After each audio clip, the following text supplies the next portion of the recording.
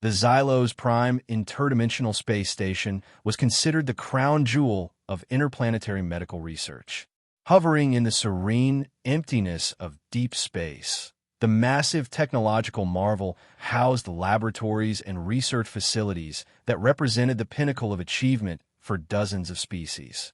Scientists from across the galaxy had flocked to the station for the opportunity to work with quantum diagnostic chambers, nanocell regenerators, and omnipotent medical AIs that could parse trillions of biological variables in milliseconds.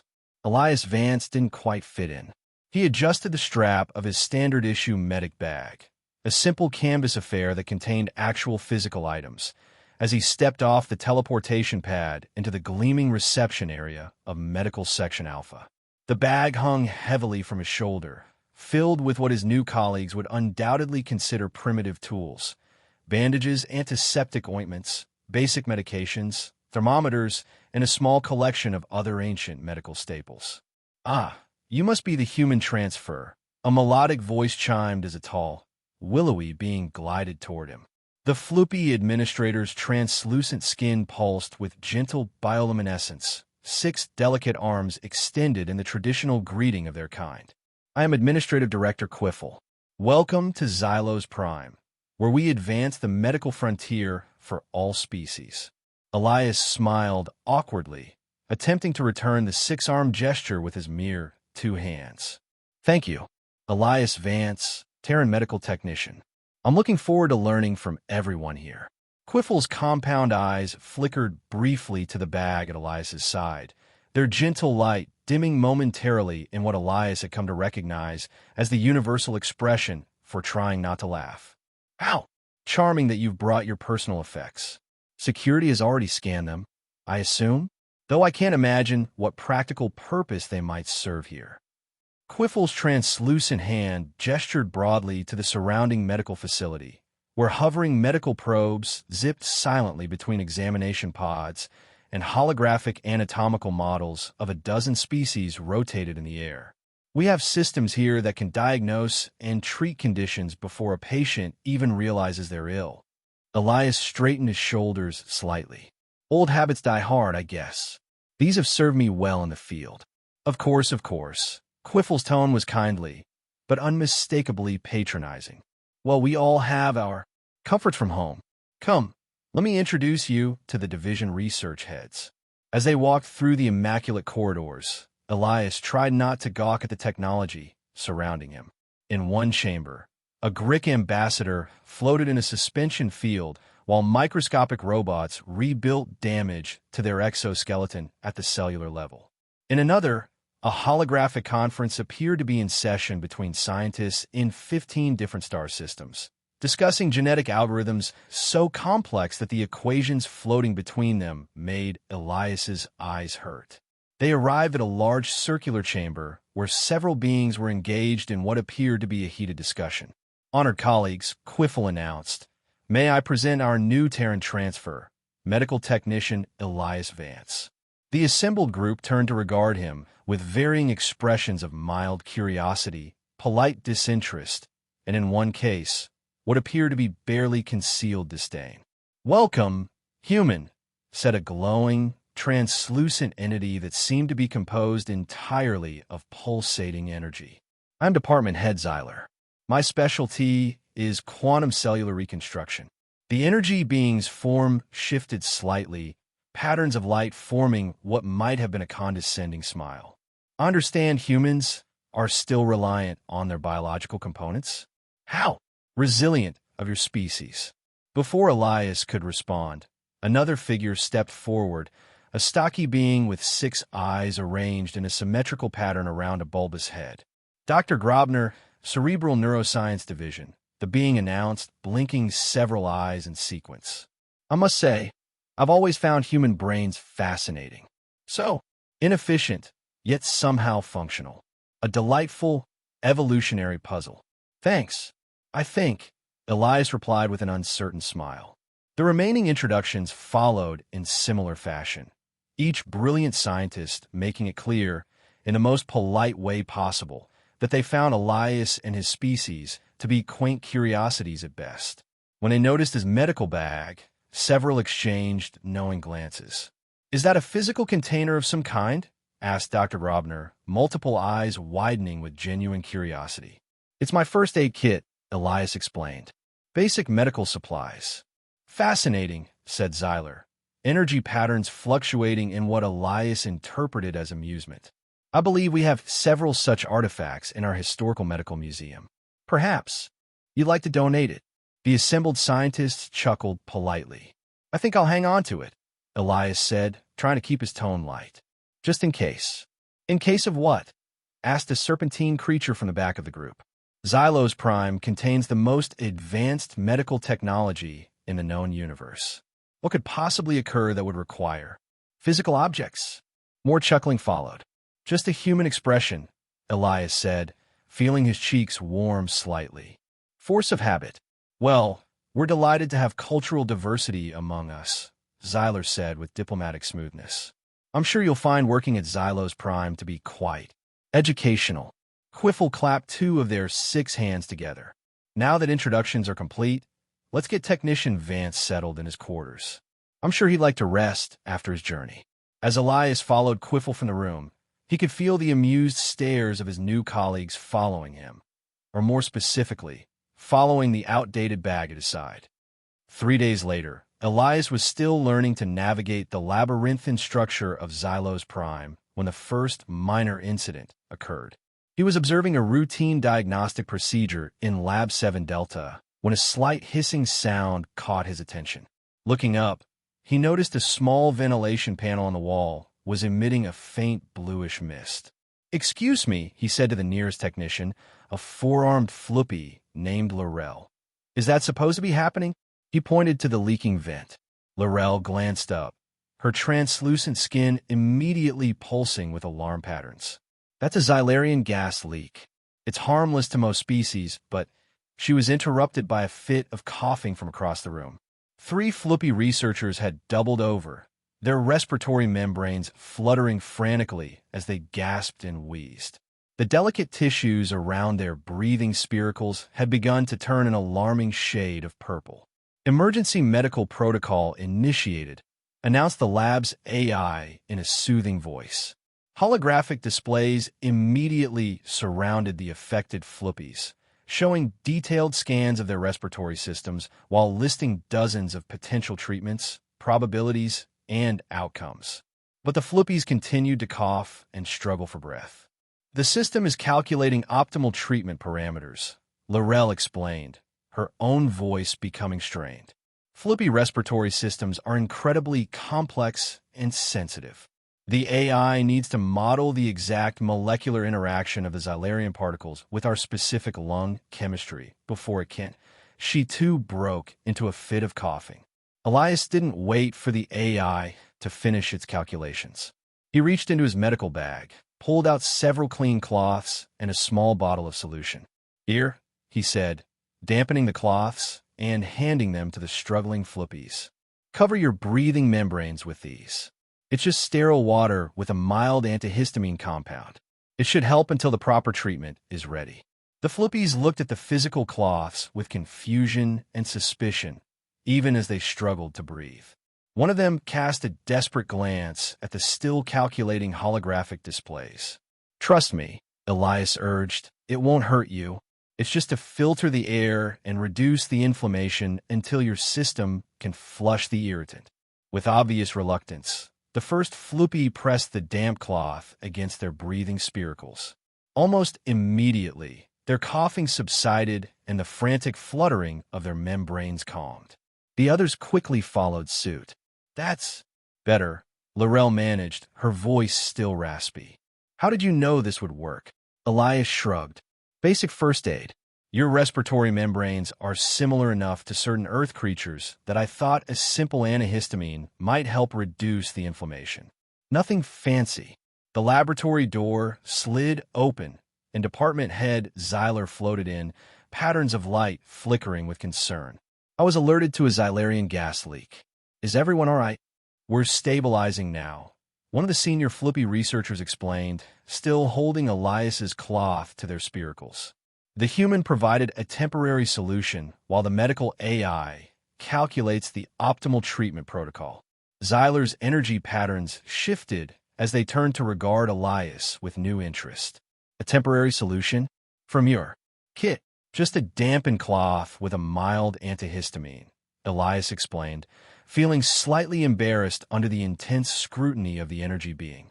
The cloths filter particulates, and the medication reduces inflammation. Pretty basic stuff. How curious, Zyler replied, their tone difficult to read. The medical AI is calculating 16 trillion possible molecular interactions to formulate the perfect treatment, and you simply dampened a cloth. Sometimes the simple solutions work fast enough to make a difference, Elias said with a slight shrug. That's all. Fascinating, Zyler replied, in a tone that suggested they found it anything but. The maintenance crew has been dispatched to repair the ventilation malfunction. I trust there will be no lasting effects. The floopies all confirmed they were feeling much better, though they continued to keep the cloths pressed to their breathing membranes. As Zyler departed, the energy being cast one last glance at Elias and his medical bag. There was something new in that look, not quite respect, perhaps, but a faint glimmer of curiosity. The incident was minor. The solution was basic. No one thought much more about it as the day continued. But word spread quickly through the station about the human with the primitive medical kit, and Elias couldn't help but notice that some of the previously condescending glances now carried hints of bemused interest. Over the next few weeks, a pattern emerged. Small incidents, minor injuries, unexpected allergic reactions, peculiar physical discomforts continued to occur throughout Zylo's prime with surprising frequency. In each case, the station's sophisticated medical systems would spring into action, gathering data, analyzing variables, and calculating optimal solutions with incredible precision. And in each case, while these advanced systems were still processing, Elias would step in with something simple from his medical bag. An adhesive bandage for a Cathar scientist who had suffered a minor burn from an energy leak, an antacid tablet for a Grick ambassador experiencing digestive distress after sampling a new synthesized food, a cold compress for his Centurion engineer with an overheated neural implant. The reactions to these interventions varied. Some, especially the higher-ranking scientists like Zyler and Dr. Grobner, observed with thinly veiled skepticism, convinced that these successes were merely coincidental or that the problems would have resolved themselves anyway. Others, particularly the station's lower-level staff, began to seek Elias out directly for minor ailments, bypassing the formal medical AI systems altogether. It's just so much faster, explained a maintenance worker named Plex as Elias applied a simple cooling gel to their friction burn tentacle. The diagnostic system wanted to run a full molecular scan and then synthesize a custom regeneration matrix. That would have taken hours. This feels better already. Elias smiled as he finished the treatment. The advanced stuff is better for serious problems, but sometimes you just need a quick fix to get through the day. The first aid guy, Plex said with a gesture of appreciation. That's what everyone's calling you now. Is that supposed to be a compliment? Elias asked with a raised eyebrow. Depends who you ask. Plex replied with a gesture equivalent to a wink. Later that day, Elias was summoned to Laboratory 12 Gamma, where he found department head Zyler and Dr. Grobner engaged in what appeared to be an informal investigation. Floating holographic displays showed records of each of the recent minor incidents and Elias's subsequent interventions.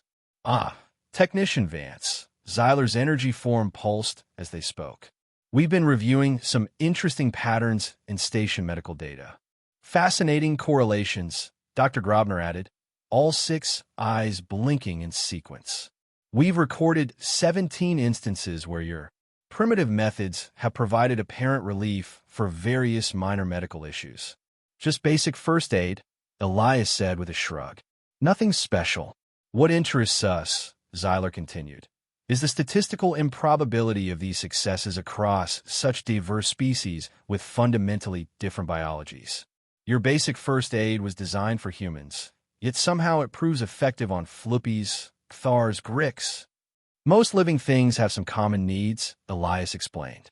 Control bleeding, reduce inflammation, manage pain, maintain hydration. The specifics vary, but the principles are pretty universal. Indeed, Dr. Grobner said skeptically, we have an alternative hypothesis. We believe these minor incidents have been psychosomatic in nature, essentially the power of suggestion. Your confidence in these treatments convinces the patients they will work and their bodies respond accordingly. Or perhaps, Zeiler added, patterns shifting in what Elias had come to recognize as their equivalent of smirk. It's simply that these ailments would have resolved themselves naturally in time, with or without your intervention. Elias felt a flash of irritation, but kept his expression neutral. Could be. I'm just trying to help. Of course, Zeiler said smoothly. And your assistance has been charming. We simply want to ensure that proper scientific understanding is maintained. These successes don't indicate any deficiency in our advanced systems, merely that some problems are too trivial to warrant their full deployment. I never suggested otherwise, Elias replied carefully.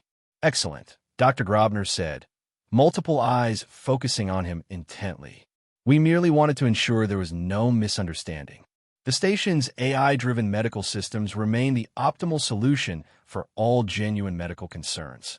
Understood, Elias said, wondering why they felt the need to make this point so explicitly. As he left the laboratory, Elias couldn't shake the feeling that something strange was happening on Xylos Prime. The frequency of these minor incidents seemed statistically improbable, and the defensiveness of the senior scientists suggested they were worried about something beyond just their professional pride. But before he could pursue this line of thinking further, a station-wide alert chimed softly through the corridors. Attention all medical personnel, the AI's soothing voice announced. Routine health monitoring has detected elevated biomarkers in multiple residents. Please report to your designated medical bays for further analysis. When Elias arrived at Medical Bay 3, he found it already crowded with staff from various sections of the station. A line had formed at the diagnostic pods, where medical technicians were conducting more detailed scans. What's going on? Elias asked Laurel, who was operating one of the scanning stations. Several residents are showing similar symptoms: mild fever, respiratory discomfort, unusual fatigue, she explained, her translucent fingers dancing over holographic controls. Nothing serious yet, but the pattern is concerning. How many people are affected? 43 so far, across 12 different species. The AI is analyzing commonalities, but has yet to identify a specific pathogen or cause. Elias frowned. That's odd. Different species rarely share susceptibility to the same pathogens. Precisely why we're being thorough, Laurel said, her skin pulsing with concentration patterns. It might be an environmental factor rather than a biological one. Throughout the day, more residents reported to the medical bays with similar symptoms. The medical AI worked tirelessly, generating and discarding theories, running increasingly complex simulations, and recommending various diagnostic tests. By evening, nearly 100 residents were experiencing what was now being called the anomalous syndrome. Elias observed it all with growing concern. None of the cases were life-threatening, just persistent discomfort that didn't respond well to standard treatments. The medical AI continued to gather data, promising that a solution would be forthcoming once sufficient information had been processed. But something about the situation made Elias deeply uneasy. That night, he double-checked the contents of his first aid kit, ensuring everything was in order, just in case.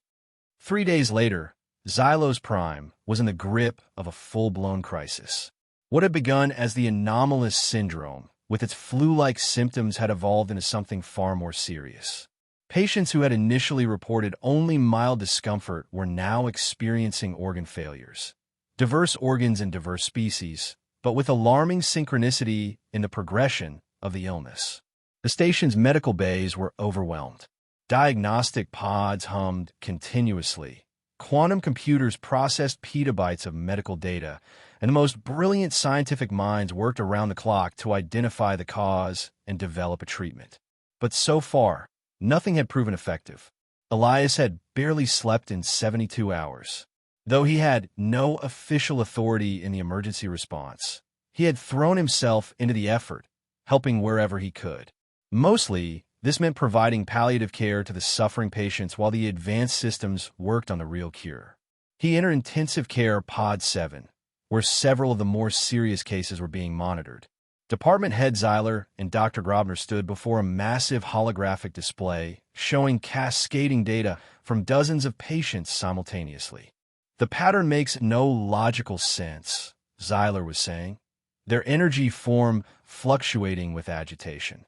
There is no common vector, no shared biology that would explain this progression across so many different species.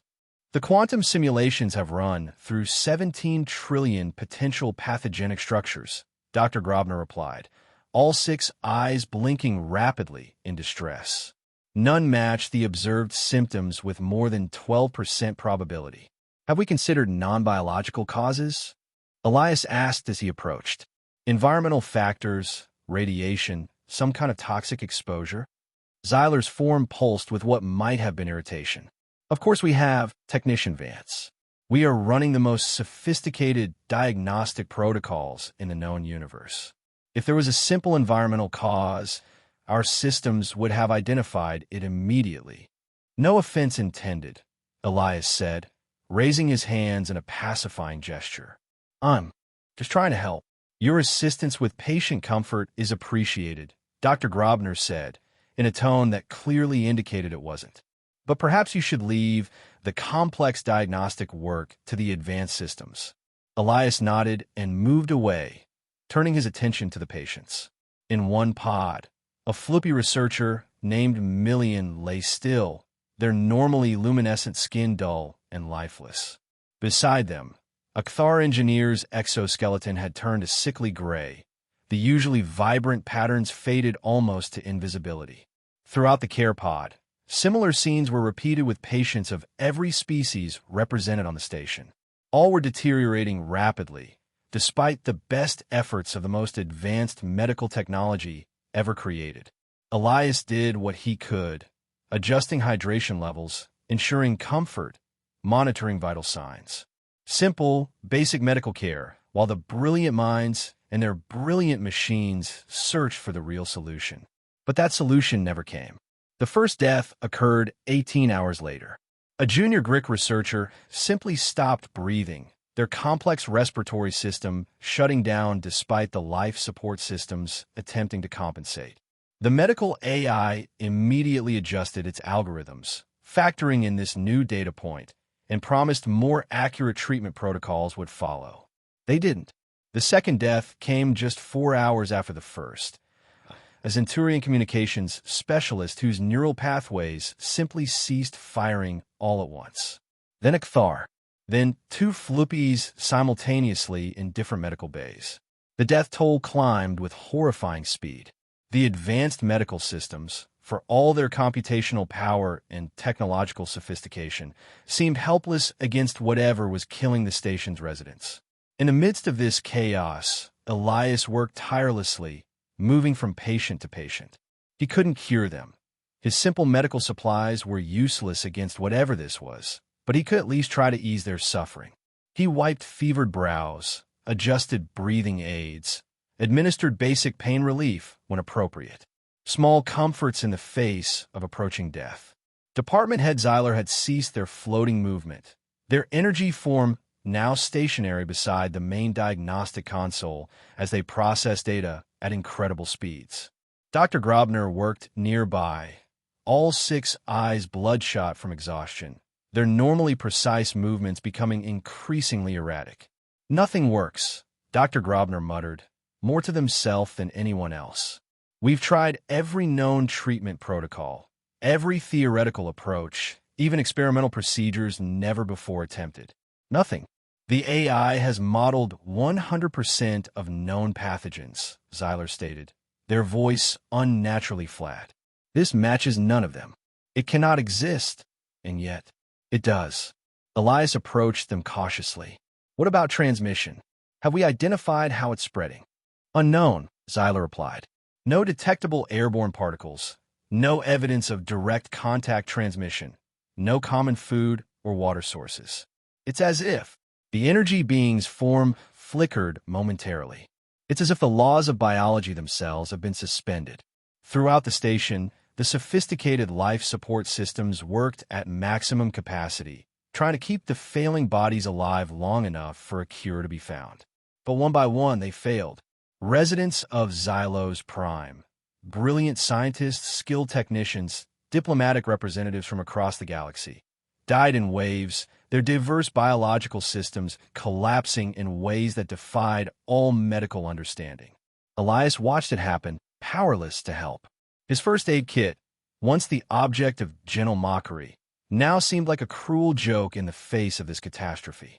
What used were bandages and antihistamines against something that could kill across species barriers with such terrible efficiency. In the chaos of the medical emergency, Elias suddenly realized something odd. He himself showed no symptoms whatsoever. At first, he had been too busy to notice, but as the crisis extended into its second week, the fact became impossible to ignore.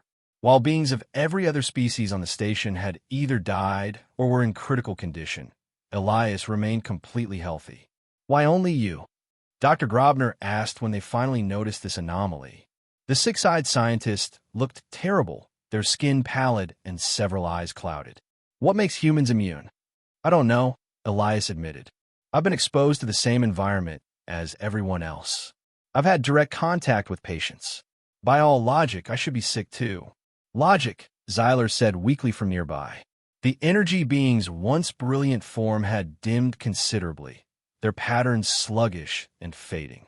"Logic has failed us here. Our systems, our technology, all useless."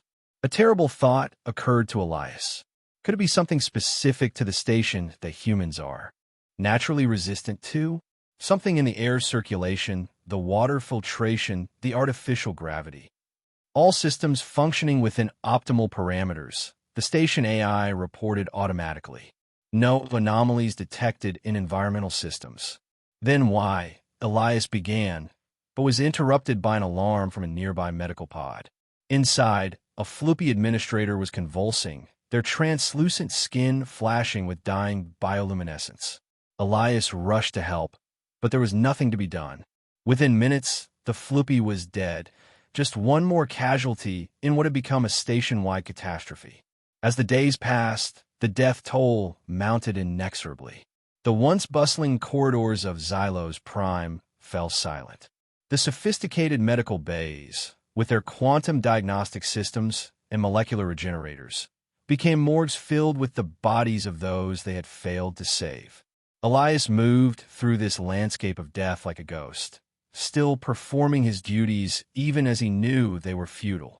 He checked on the few remaining survivors, monitored their deteriorating conditions, and tried to provide what comfort he could in their final hours. Department Head Xyler was among the last to go. The energy being had diminished to a faint glow, barely maintaining cohesion.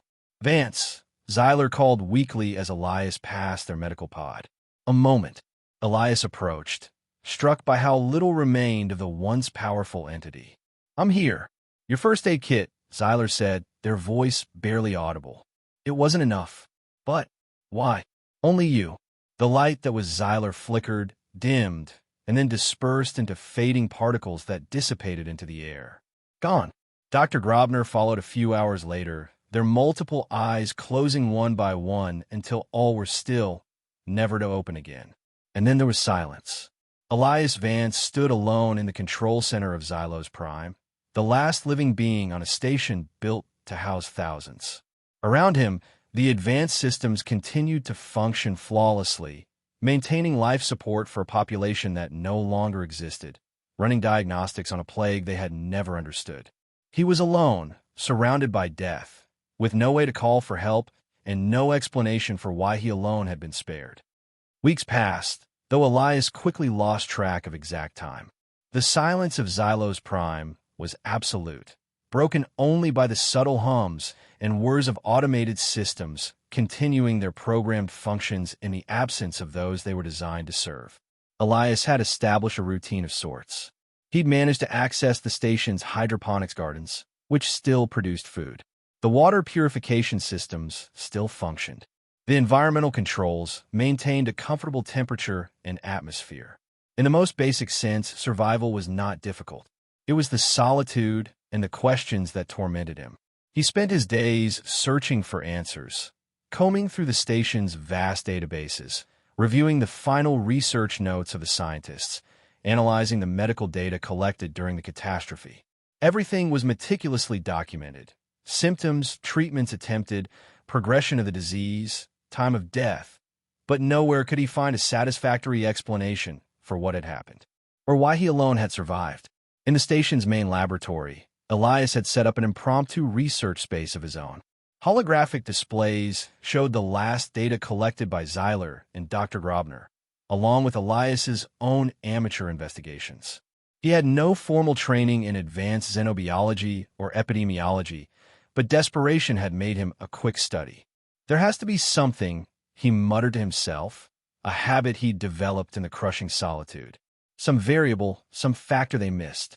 He had been systematically working through every possible explanation he could imagine. A pathogen that specifically targeted non-human biology? An environmental toxin that only humans were resistant to? Some kind of radiation that affected the others differently? He had tested and discarded dozens of theories, finding no conclusive evidence for any of them. One particular detail nagged at him, the timing. The mysterious illness had appeared shortly after his arrival at Xylo's Prime. Was that merely coincidence? Or was there a connection? Had he somehow, unwittingly, brought something with him that had proved deadly to the station's residents? The thought was horrifying. He had reviewed his medical scans from arrival, finding nothing unusual. He had tested samples of everything in his personal belongings, including his much-mocked first aid kit, finding no obvious contaminants or pathogens. And yet the timing. Elias paused in his review of the data, a new thought forming. He had been focusing on biological or environmental causes, but what if the answer was more complex? Computer, he called out, still uncomfortable with how his voice echoed in the empty laboratory. Display all maintenance. Logs for station systems from 1 week before my arrival through the beginning of the outbreak. Holographic screens materialized, showing thousands of routine entries. Filter for any anomalies, errors, or non-standard operations, no matter how minor. The display flickered, and the vast majority of entries disappeared, leaving only a few dozen highlighted items. Further filter for anything related to life support, environmental systems, or medical technology. More entries vanished, leaving just 3. Elias felt his heart rate increase as he examined them. The first was a minor calibration of the air filtration system in Section 7, the very lab where the Floopies had experienced respiratory distress from the Xylarian gas leak. The second was a routine update to the station's medical AI, implementing new diagnostic protocols for rare conditions. And the third was a seemingly insignificant entry about a molecular stabilizer in the food synthesis system that had been operating slightly outside normal parameters. The technician's note indicated it had been adjusted back to standard settings, with no expected impact on food quality or safety. Elias frowned, focusing on this last entry. The molecular stabilizer used in food synthesis contained compounds that preserve the structure of complex proteins during the creation process. In humans, these compounds were completely harmless. The digestive system broke them down easily. But what about other species? What if the slight malfunction had altered these compounds in some subtle way? What if that alteration created something that was innocuous to humans but triggered a catastrophic cascade in the biology of other species? It seemed far-fetched, and yet it fit the pattern. The illness had affected multiple species with different biologies, suggesting an environmental rather than biological vector. It had started with mild symptoms that progressively worsened, consistent with cumulative exposure. And humans, or at least this human, appeared immune. But if this theory was correct, why hadn't the station's sophisticated systems detected it? Why hadn't the brilliant minds of Zeiler and Dr. Grobner considered such a possibility? The answer, when it came to him, was both simple and devastating, because they had been looking for complexity where there was only simplicity. because they had trusted their advanced technology to identify any threat, no matter how obscure. Because they couldn't imagine that something so basic, so mundane, could defeat all their sophisticated safeguards. The bitter irony was almost too much to bear. A minor malfunction in a system so fundamental that no one had thought to question it. A simple chemical interaction that their complex diagnostics had overlooked because it was too elementary to register as significant. Elias sat back in his chair, the weight of this realization crushing down on him. If he was right, and he might never know for certain, then thousands of beings had died because of a trivial mechanical failure combined with an unimaginable blind spot in the station's otherwise perfect systems. Or perhaps he was wrong. Perhaps the truth was even simpler or infinitely more complex. Perhaps there was no answer to be found among the dead computers and silent corridors of Xylos Prime. Perhaps the universe had simply delivered a cruel reminder of how little control any sentient being truly had, regardless of their technology or intelligence. In the end, did it matter? They were still dead. He was still alone. And his first aid kit, that simple canvas bag that had been the subject of so much derision, sat on the table beside him, a mute testament to both the value and the limitations of simplicity.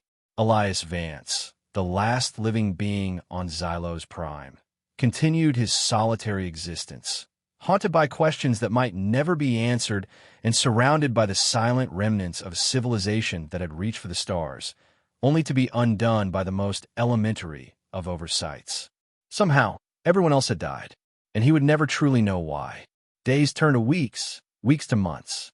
Elias maintained his routine, his sanity, his hope that someday a rescue ship might arrive, that he might be able to tell this incredible, terrible story to someone who could make sense of it all. But as time passed, he came to accept a hard truth. There might never be answers, only questions. And perhaps that uncertainty, that humbling reminder of the limits of knowledge, was the true legacy of Xylos Prime. Outside the viewport of his quarters, the stars continued their eternal dance, indifferent to the tragedy they witnessed, offering neither comfort nor explanation. Just silence, and the void, and the endless unknown.